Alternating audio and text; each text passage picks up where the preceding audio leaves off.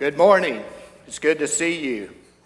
It's great to have this privilege together to assemble here in this place and worship our Heavenly Father together and to lift these songs to God in praise. And what a beautiful song service it was. So I'm very thankful to Mario and Jonathan for leading it and for all of you for participating in it and giving it the very best that you have. And that's really what is required, isn't it?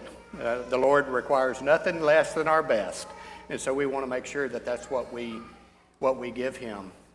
Thank you for being here. We have a number of visitors with us today, so let me give a little bit of a backstory to the reason we're speaking on fasting today. It's not because we feasted several times at the wedding the last couple of days, and that was quite a feast, plural. And we're going to have lunch together today, and we hope that you'll participate in that feast with us as well. And that's not the reason we're talking about fasting today.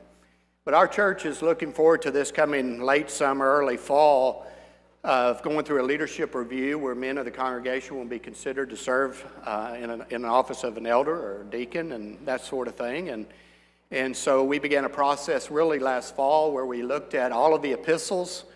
From a 30,000-foot view, we looked at each epistle, one speaker, one sermon, speak on the entire epistle, which was a challenge, as you can imagine, on some of them. And our speakers did a wonderful job on that.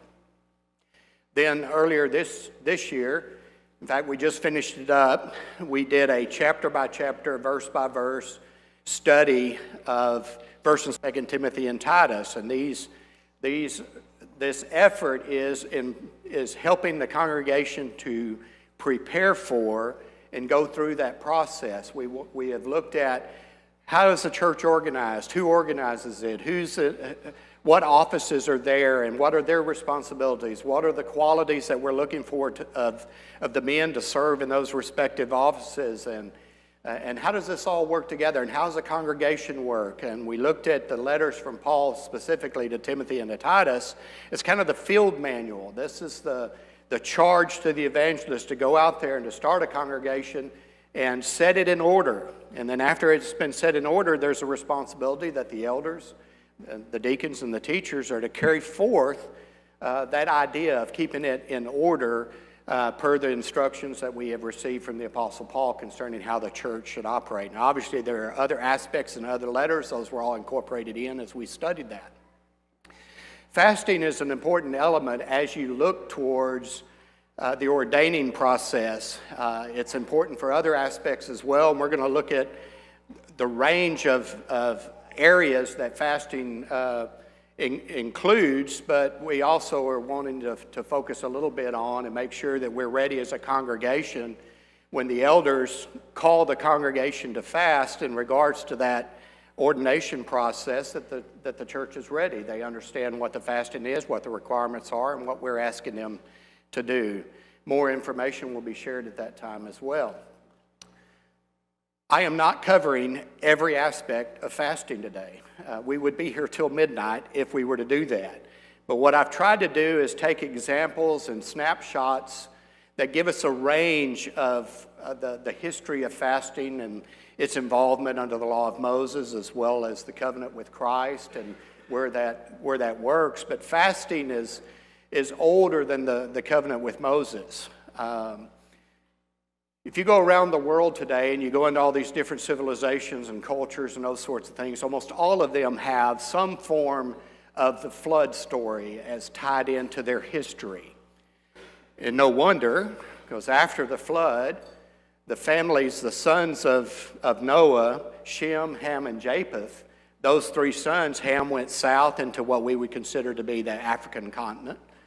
Shem more or less stayed in that area, but also migrated to the west, over into Asia, India and Asia and so forth. And Japheth went north through the Caucasus and up into the European area and so forth.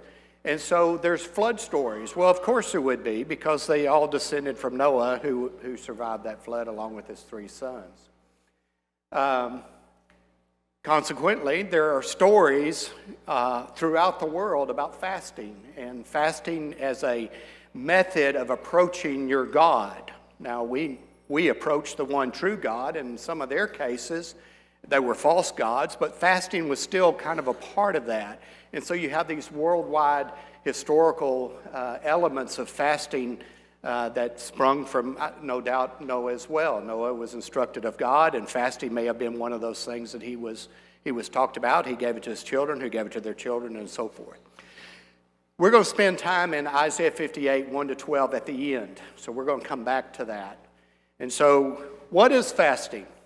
Literally, it means in the Hebrew to cover your mouth. In Greek, it means to abstain from food. So basically, it's restricting nourishment to the body. And so we find that also these terms, afflict the soul, chasten yourself, seeking the Lord, humbling yourself, these are descriptive terms that are often associated with fasting. Sometimes it talks about fasting, I afflicted my soul, and then fasting, or fasting and I afflicted my soul or humbled myself. So those terms are used in reference to fasting. The word fasting may not even be mentioned, but if you see these terms, you know what they're involved in. Fasting is a component of that most often.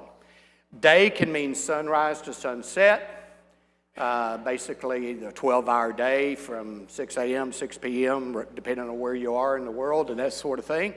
Or it could mean a 24-hour period of time. Sometimes the context of the verse will tell you, but oftentimes it doesn't. So you don't know if that's a 24-hour fast or is that a 12-hour fast. What kind of fast it is sometimes mentioned in the text, meaning food and water or just food. Most of the time it's food. It doesn't mention water. Some of the times it also includes water, fasting from water as well. So we're going to look at various kinds of fast, what were the purposes of fast, and the lengths of those fasts. We find here the only commandment in Scriptures, the only direct commandment in Scriptures to fast. And we find it here in Leviticus 16, 29-31. It's also repeated in Leviticus 23, 32, where we learn that this particular fast was from evening. Under the Jewish calendar, their day began at sunset to the next sunset. So we typically think of midnight to midnight as our day. They had evening to evening. So the fast under the law of Moses was from evening on one day to evening to the next. And this shall be a statute forever under you, that in the 7th month, on the 10th day of the month, you shall afflict your souls, and do no work at all, whether it be one of your own country or a stranger that sojourns among you. For on that day shall the priest make an atonement for you, to cleanse you, that you may be clean from all of your sins before the Lord. It shall be a Sabbath of rest unto you, and you shall afflict your souls by statute forever. So a couple of things that we know, that on the 7th month, so we would say, July 10th of every month, you're going to do this. And it's also going to be a Sabbath. So you're going to have to observe everything that they would typically observe on the Sabbath, whether it was on Tuesday or Friday or Saturday. It didn't matter. It was a Sabbath to them. And you were to fast this one time a year from evening to evening. So we come forward now, and like I said, that's the only commandment, but there's lots of examples of fasting in the Old Testament. We're going to cover some of those and come back to that. Jesus talked about it here. The disciples came to him and said, the Pharisees fast oft, and we, the disciples of John, fast oft, but thy disciples fast not. And Jesus said to them, can the children of the bride chamber mourn as long as the bridegroom is with them? But the days will come when the bridegroom shall be taken from them, and then shall they fast. I really struggle with, is this an expectation of Jesus or is it a command? And I say yes at the end of the day. If Jesus is expecting something, I'm going to take it as a command. If he's expecting it, then I'm going to give it. I'm going to do it. So here, the Pharisees fast off. They typically fasted on Monday and Wednesdays, twice a week. The Pharisees did anyway. Others may have fasted in different forms and fashions and so forth, but they would fast very ritualistic on Monday, what we call Monday and Wednesday. They call the 2nd and 5th day. Monday, Wednesday, 2nd and 5th day. But Jesus is laying out here an expectation, I'll say command, or I'll say yes, that there was coming a time that they would fast, that we would fast.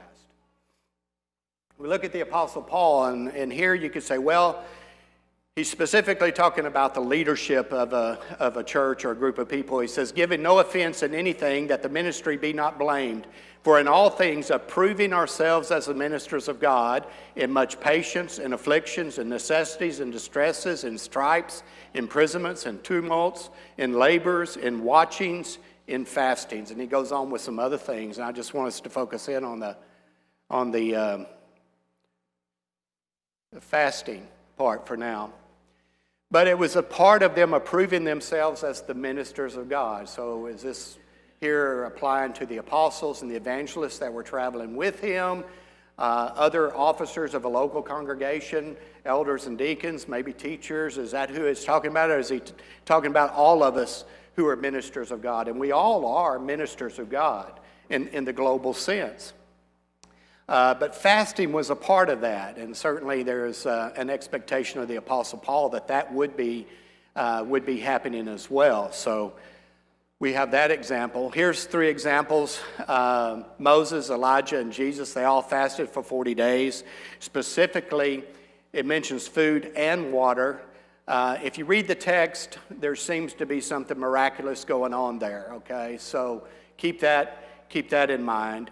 Also, Elijah was told by the angel to arise and eat, and that nourishment would last him the 40 days. So maybe something miraculous going on there.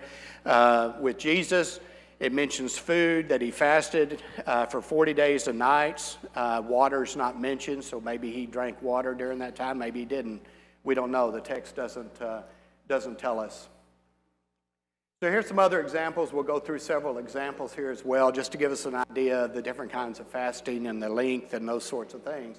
In those days, Daniel, was mourning 3 full weeks. He had just received a vision that was speaking of the end of Judaism, if you will. And so he was really troubled by that. And so he mourned 3 full weeks, 21 days. He says, I ate no pleasant bread, neither flesh nor wine came into my mouth. Okay, so this possibly was just a restrictive diet. Maybe it was stale bread and water. Maybe that's what he had for these 21 days. Try that sometime and see if you're not hungry when it's over. But it was a restrictive diet. It wasn't a total fast, but it was a partial fast. And we'll see a reference that we're going to come back to about Daniel as well.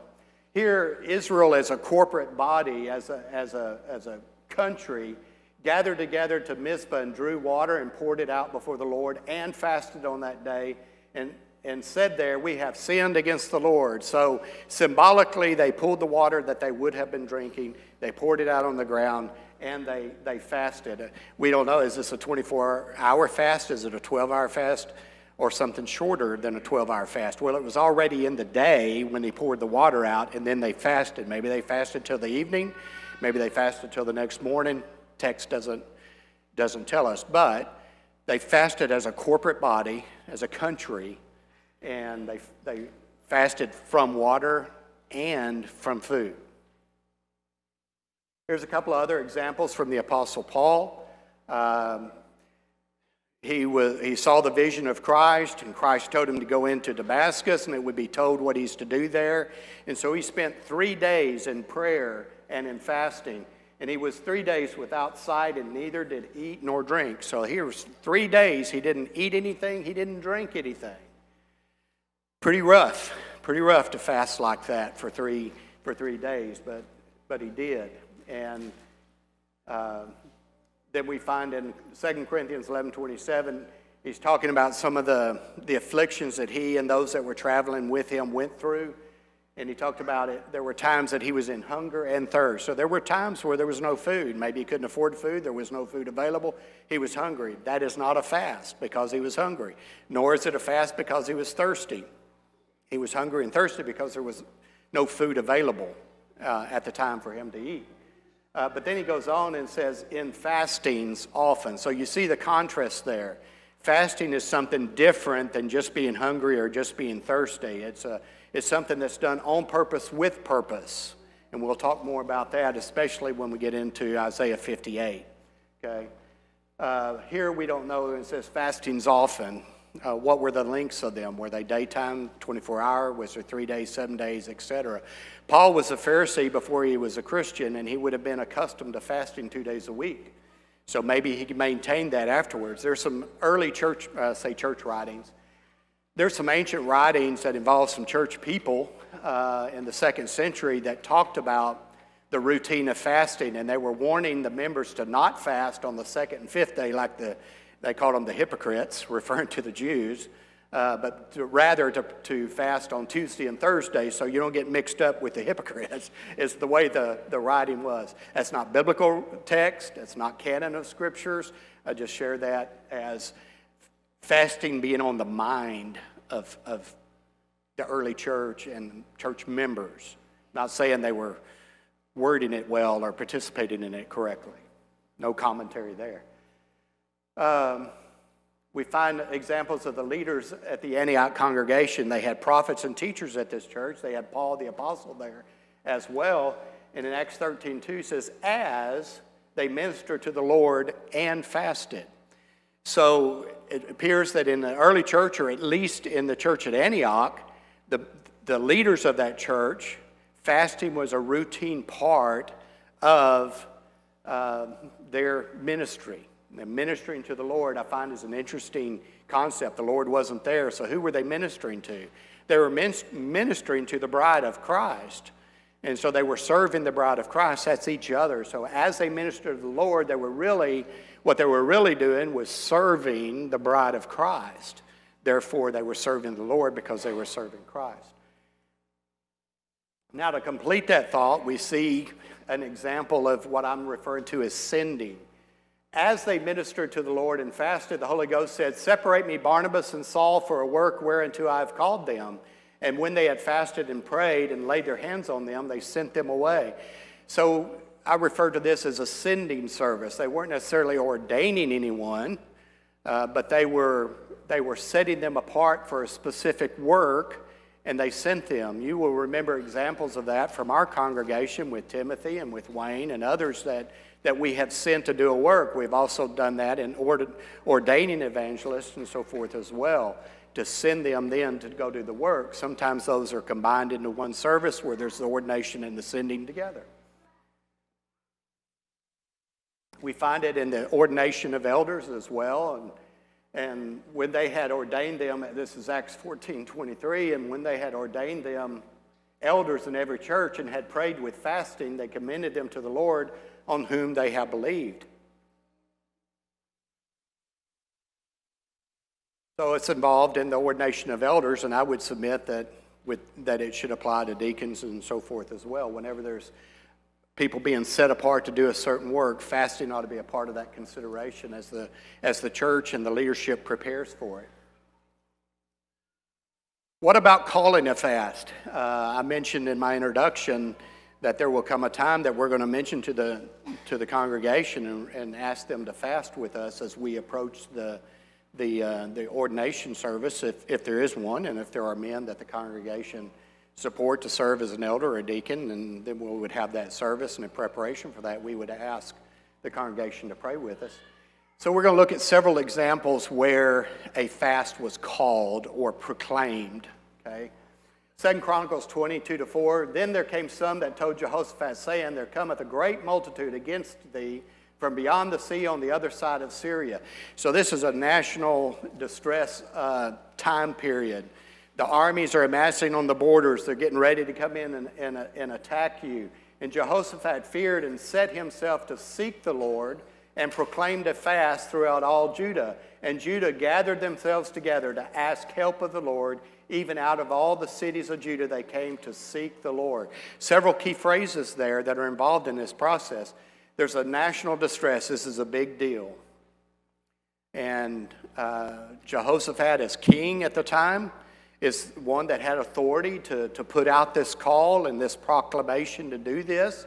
And Judah responded. And what were they trying to do? They were seeking the Lord, and they were asking help of the Lord. So that was included in this fast. And I meant to say this in the introduction.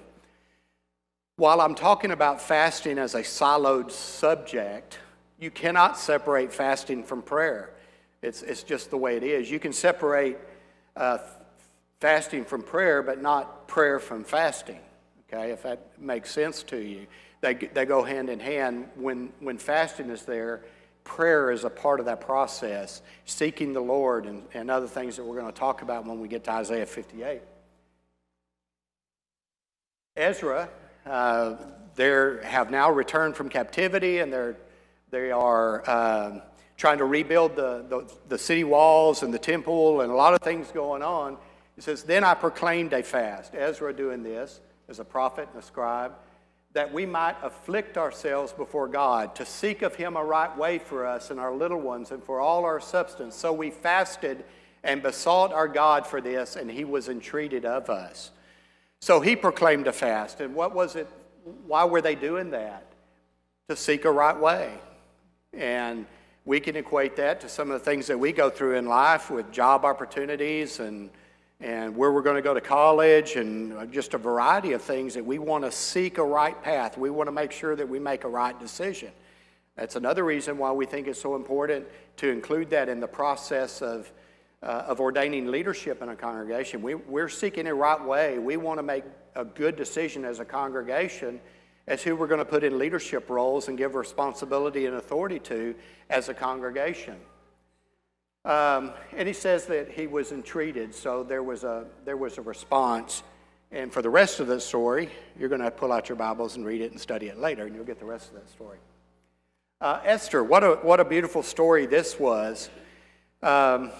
She was picked to be a queen of the king at the time, and he did not know she was a Jewish woman and a Hebrew, and she didn't reveal that to him.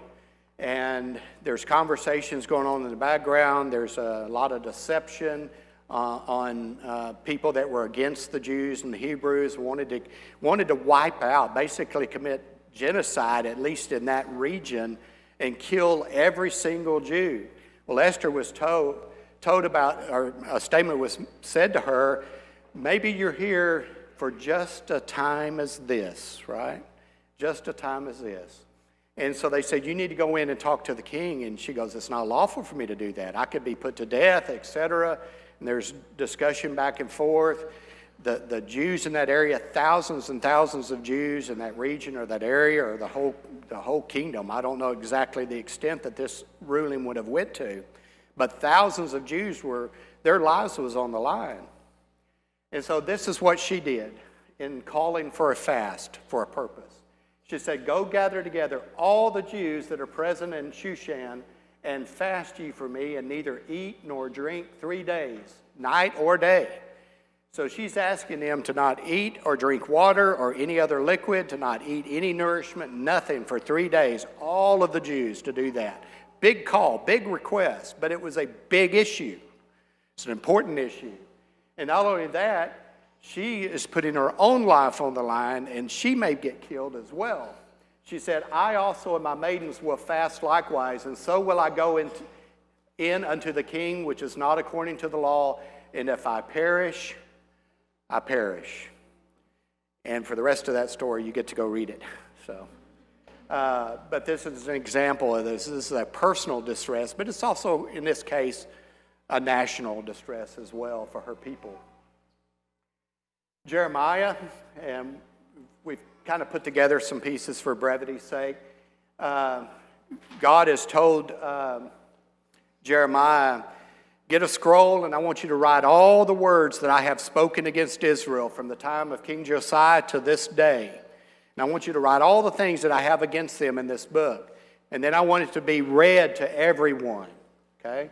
So that happened, and he says, God speaking to Jeremiah, that they may return every man from his evil way, that I may forgive their iniquity and sin.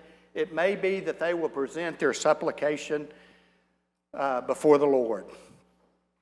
And so he's warning Jeremiah, and he actually used another person to go out and actually read it to people. And so for Baruch, B-A-R-A-C-H, to go out and to read this to all the people. And so he did that. And how did the people respond? They responded, they proclaimed a fast before the Lord to all the people in Jerusalem and all the cities of Judah.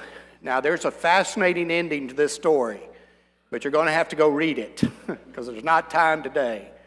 I'll tell you the end of it. He also went to the king. The king looked at it, flipped through it, threw it in the fire. How sad. How sad. But the rest of the people did just what they were asked to do. They repented and they prayed and they fasted. Not a happy ending for that king, by the way. Spoiler alert. We talked about Daniel, how he was mourning and chasing himself with this 21-day restrictive diet fast, or restrictive fasting. The angel says, "Thy words were heard." David, Psalm 35:13, humbled himself, and as a process, prayer returned to him. So now let's get into Isaiah 58. And the text you're going to see on the screen is from the New King James Version. You can follow along in the King James, the Pew Bibles, etc., your own Bible or your own electronic Bible, whatever you have. You can follow along with it. And I'm the one that's saying a conversation with God, because it's really God speaking, but he's carrying on as if there's a conversation between him and the people of Israel. So that there's a back and forth that we want to talk through. So he tells Isaiah, "Cry aloud, spare not, lift up your voice like a trumpet. Tell my people their transgression and the house of Jacob their sin." So he's given Isaiah a charge, and he's telling him to go tell the people and to proclaim it, be loud and clear with what their transgressions are. And then he says to Isaiah, God is saying, "Yet they seek me daily and delight to know my ways, as a nation that did righteousness and did not forsake the ordinance of God. They ask of me the ordinances of justice. They take delight in approaching God." So he says, they make a big show of it. They talk a good game. They act like they're righteous and they act like they're seeking my will, but they're really not. They're doing it as a nation that did righteousness, but they are a nation that does unrighteousness. They do it as if they haven't forsaken the ordinance of their God, but yet they have been violating the ordinance of their God.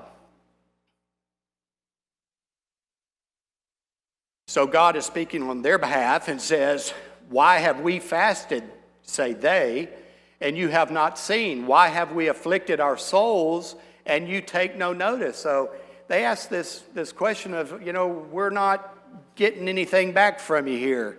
We're serving you, we're fasting and we're praying, we're approaching to you, but we feel disconnected. We don't understand what's going on. Paul talked to, not Paul, but Peter wrote to husbands in one of his epistles and said that he needed to live with, or he said that husbands need to live in an understanding way with their wives. And if they don't live in an understanding way with their wives, their prayers are hindered. So it's like the prayers don't get past the ceiling. There's no connection there. And that's what's happening here. These people are fasting and they're acting like they've done righteousness and they're not getting anything back. Well, it's because they weren't living in righteousness. They were forsaking the ordinances and so forth. So God now answers them. "In fact, in the day of your feast you find pleasure, you exploit all your laborers. Indeed, you fast for strife and debate and to strike with the fist of wickedness. You will not fast as you do this day to make your voice heard on high. Is it a fast that I have chosen, a day for a man to afflict his soul? Is it to bow down his head like a bulrush and to spread out sackcloth and ashes? Would you call this a fast and an acceptable day to the Lord?" And so, there's a lot of pomp and circumstance that's going on here. Jesus condemned it as well in Matthew 6 in his Sermon on the Mount. He talked about, just prior to that, he talked about people making for pretense these long prayers and doing it out on the street corner to be seen of men. He says, I tell you, they have their reward for that. And about giving alms and doing good deeds for those that those that are poor. And they make a big show of it, so they want to get attention and people's applause and glory from men and so forth. And he says, I tell you, they have their reward. And then he talks about fasting. He says, don't disfigure your faces like the hypocrites do so that they can appear to men to be fasting. So this bulrush and ashes and sackcloth is what, they're spreading it out in front of everybody, and they're wanting people to see how miserable they are in their fast and their suffering as they approach God, and the misery that they're in, all of those sorts of things. And he says, well, would you call this a fast and an acceptable day of the Lord? This isn't what he's wanting in a fast. So now he's going to transition to telling them what kind of fast. And this applies in concept to us as well. So he says, is this not the fast that I have chosen? So God is saying, this is the kind of fast that I've chosen. To loose the bonds of wickedness, to undo the heavy burdens, to let the oppressed go free, and that you break every yoke. See, what this is personal spiritual benefits of fasting.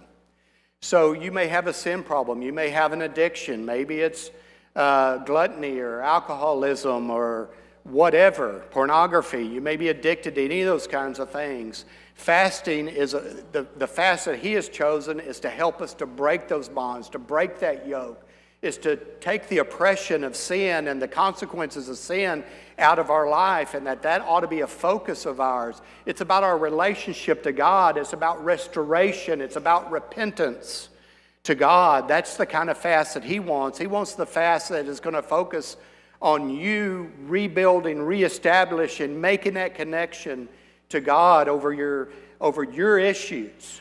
This is a time to be selfish or self-centered, if you will. It's to be focused on your relationship to God. That's the kind of fast that he has chosen so that you can break every yoke and undo these heavy burdens.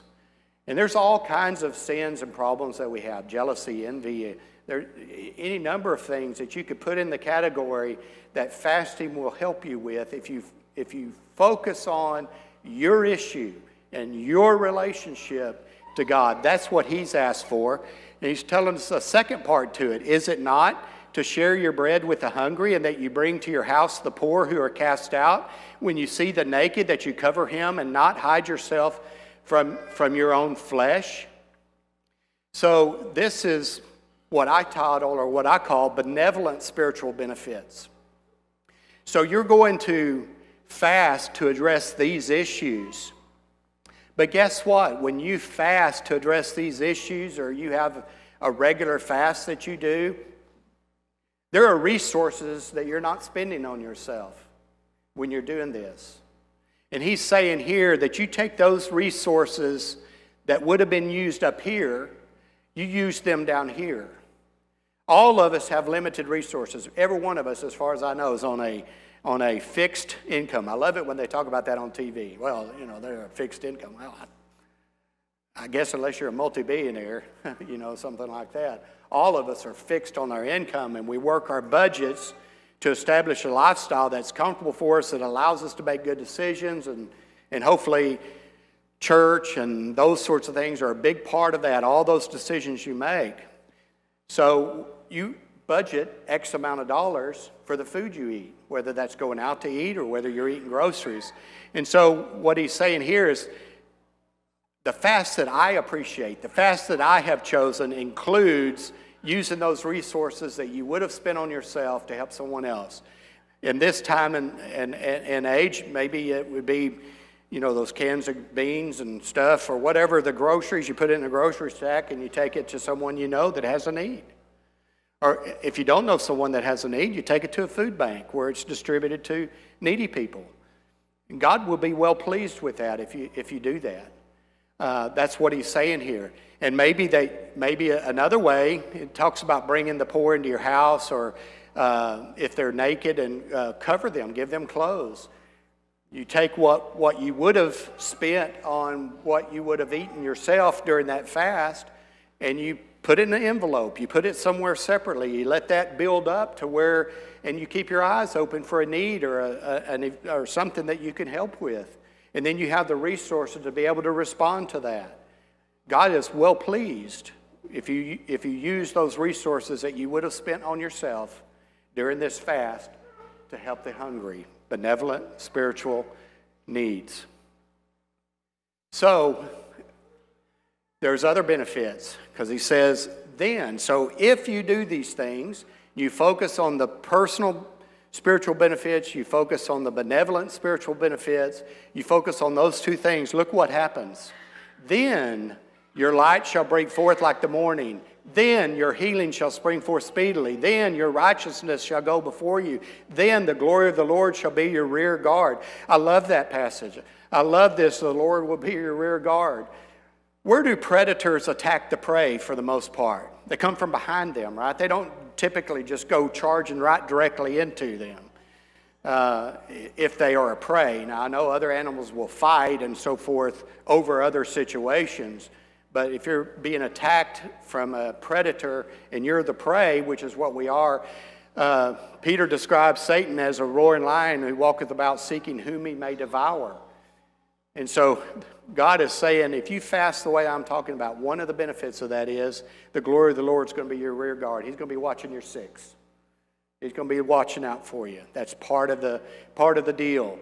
Your righteousness go before you and so forth. But that's not all. Then you shall call and the Lord will answer. The prayers will not stop at the ceiling anymore. You're going to be connected because you have repented and you have reattached your relationship to God in the way that pleases Him. You shall cry and He will say, here I am. Fasting properly is so important that He repeats and rewords the blessings. So the next few verses, the second half of 9, 10, 11, and 12, basically rewords what we've just said. We're going to look at it. He says, if you take away the yoke from your midst, the pointing of the finger and the speaking of wickedness, you have to go back earlier in what he's talking about. If you focus on the personal spiritual blessings and your relationship to me, if that's your focus in the fast, if you extend your soul to the hungry and satisfy the afflicted, if your focus is on using those resources in benevolent spiritual ways to bless other people, if you're doing these things, then your light shall dawn in the darkness, and your darkness shall be as the noonday. The Lord will guide you continually and satisfy your soul in drought, strengthen your bones. You'll be like a watered garden and a spring of water whose waters do not fail. Those from among you shall build the old waste places. You shall raise up the foundations of many generations. You shall be called the repairer of the breach, the restorer of streets to dwell in. What great titles, what great ways to be referred to. Wouldn't you like to have that as the epitaph on your headstone or on your little plaque that will be out in the memory garden? He was a repairer of the breach. He was a restorer of the streets to dwell in. What great ideas. You know, when we read things like Jesus talked about in the Sermon on the Mount, and when in regards to fasting, it makes you feel like nobody can know that I'm fasting. It would be wrong for anyone to know that I'm fasting, and that's just not a correct interpretation of what Jesus is saying. What he's saying there is, if you are seeking the glory of men by your fasting, that's your reward. It's the glory of men. It's not going to have anything to do with me or anything I'm going to do for you. It's the same with prayer. He tells us to go into a closet to pray. Does that mean we can't pray in public or we can't pray and people know we're praying? Of course we can. Same with almsgiving. We haven't yet, but we're going to take a collection a little while, and some of you are going to put stuff in the tray. Are you sinning by putting something in the tray? Other people saw you put something in a tray. Somebody else saw you bring out your app, and they think you're donating, and probably you are donating via the app, which we can do here. It's not what he's talking about. He's talking about if you seek glory of men in any of these things, you're not getting my glory. And so what he has done in Isaiah 58 is lay out for us the kind of fasting that he receives, the kind of fasting that he connects with, the kind of fasting that he will respond to. And whenever you're in sync with God, great blessings flow out of your life, and they impact your family, and they impact your community, they impact your congregation, and people see it.